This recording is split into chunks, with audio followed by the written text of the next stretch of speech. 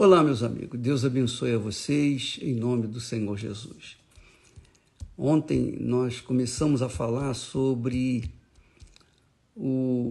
a visita do mestre da religião, da lei judaica, Nicodemos, até Jesus. E interessante como Jesus é, como Deus é, né? O Senhor Jesus é, como Ele trata, né? Quando o homem chegou para ele, quando Nicodemos chegou para ele, disse: Rabi, bem sabemos que és mestre, vindo da parte de Deus, porque ninguém pode fazer estes sinais que tu fazes se Deus não for com ele. Quer dizer, ele veio com elogios, ele veio com agrados, ele veio como o mundo vem. O mundo faz isso, vem com elogios. E justamente a Bíblia fala lá em Provérbios que aquele que elogia o próximo arma-lhe uma cilada. Então, isso aí é líquido e certo. Às vezes as pessoas vêm e falam: bispo, senhor, grande homem de Deus, meu pai na fé e tal e tal. Às vezes a pessoa faz isso com sinceridade e tudo, mas existem aqueles que fazem isso justamente colocando uma casca de banana para que a pessoa se sinta assim importante, relevante, etc. Bem, como isso acontece muito, e com Jesus aconteceu, e Jesus disse assim: Olha só, ele foi direto, ele foi na lata, Ele diz assim, na verdade, Jesus respondeu aquele elogio.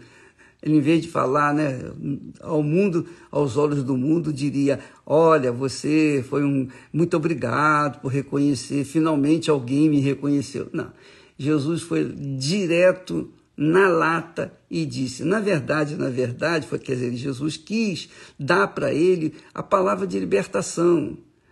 Jesus quis ajudá-lo. Na verdade, te digo que aquele que não nascer de novo não pode ver o reino de Deus, não pode ver o reino de Deus. Quer dizer, ele recebe um elogio da parte de Nicodemos. E ele, Jesus, diz: olha, se você não nascer de novo, você não pode ver o reino de Deus. Essa é a realidade. E isso tem acontecido muito. Às vezes a gente quer ser sincero, a gente fala a verdade. Quer ser, não. Nós queremos falar a palavra que liberta para as pessoas que vêm até nós e diz: o bispo e tal, eu sou profeta, eu sou bispo, eu sou bispa, eu sou isso, eu sou aquilo, etc. Só que a gente vê que aquela criatura, só por se dizer, só porque se acha, então a gente vê que não é nada. Então Jesus, quando falou com Nicodemos que quem não nascer de novo não pode ver o reino de Deus, Nicodemos respondeu: mas espera aí, como pode um homem nascer sendo velho? Quer dizer, ele estava pensando em si próprio. Pode, porventura, tornar a entrar no ventre de sua mãe e nascer? Quer dizer, uma pergunta que Jesus, ou melhor, uma afirmação que Jesus fez, ele faz uma pergunta aparentemente tola, estúpida, burra. Como é que pode? Nem sendo um recém-nascido pode voltar ao ventre materno, quanto mais um velho. Mas ele era tão, digamos assim, religioso, ele estava tão preso à religiosidade dele, que é o que acontece com as pessoas, que é o coração que faz isso. O coração leva as pessoas a pensar que elas são de Deus, a pensar que elas têm o Espírito Santo, a pensar que elas estão no caminho certo. Esse é o grande engano do coração. O diabo é um aliado do coração.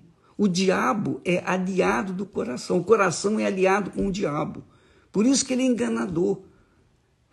Se lá no céu o diabo se deixou levar pelo coração, imagine o coração do homem. Veja só, amiga e amigo, a pergunta de Nicodemos foi sem nexo, mas era a maneira dele ver. Como pode um homem, no meu caso, sendo velho, voltar? Quer dizer, não podia de jeito nenhum, nem deveria ter feito essa pergunta.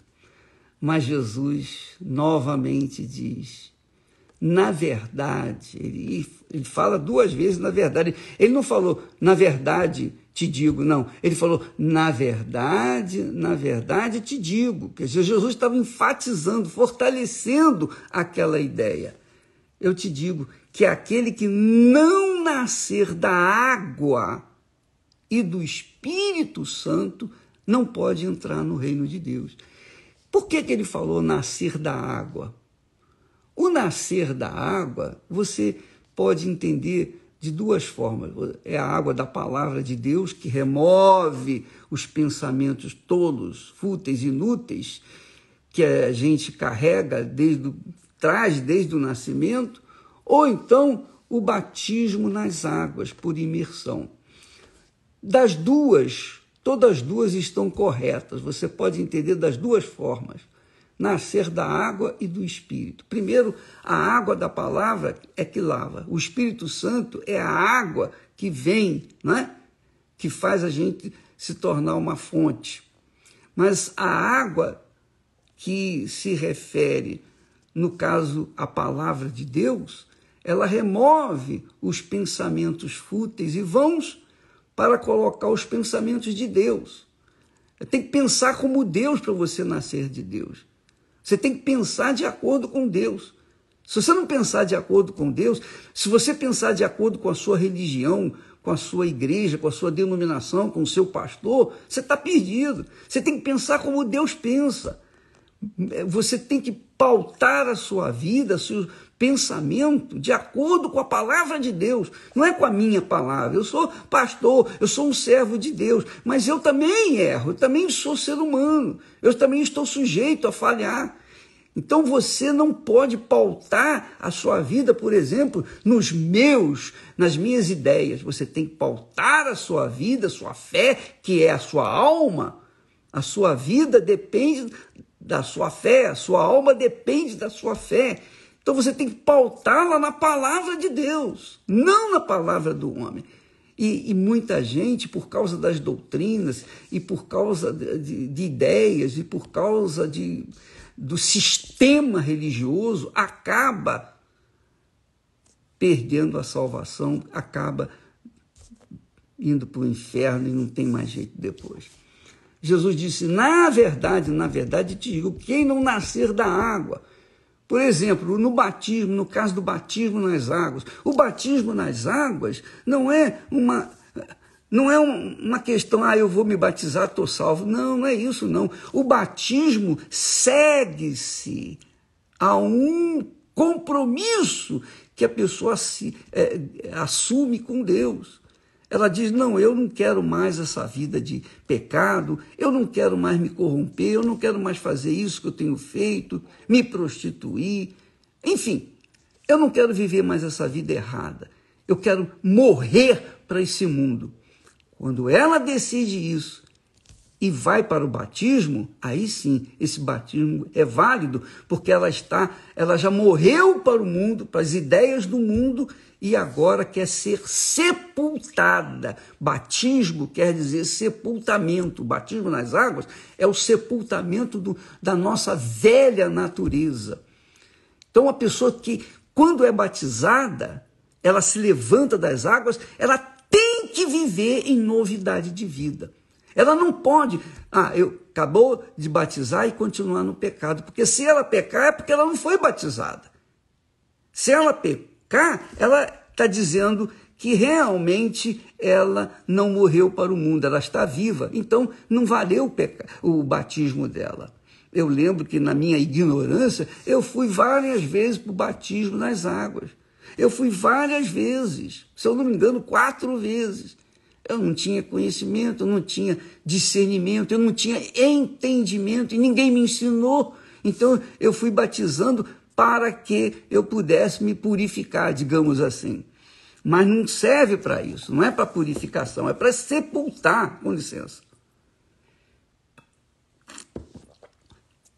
Então, como é que o batismo nas águas acontece? Por exemplo, você vem na igreja, por exemplo, na Igreja Universal, aí o pastor, o bispo fala com você, não, tem que batizar nas águas, você tem que batizar. Aí você, impulsionada pela palavra do bispo, da direção da igreja, você vai e batiza. Mas não é isso que você quer. Você foi batizado porque o seu coração vai lá, vai, batiza, resolve esse problema. Então, batizar é fácil. Batizar é fácil. Você pode entrar uma pecadora seca, do outro lado sair uma pecadora molhada, continuar vivendo a mesma porcaria de vida que você vinha vivendo, porque você não morreu. Agora, quando a pessoa tem consciência, quando ela diz, não, realmente, eu não quero mais viver para esse mundo. Eu não quero mais viver. Eu desisto da minha vida. Eu quero começar uma vida nova. E aí a pessoa, por livre e espontânea vontade, ela chega, bispo, pastor, eu quero me batizar, eu não quero mais viver, eu quero morrer para esse mundo. Aí sim, ela contraiu esse pensamento divino, morreu para o mundo, odiou o mundo, ela não quer mais viver no mundo, então ela é sepultada,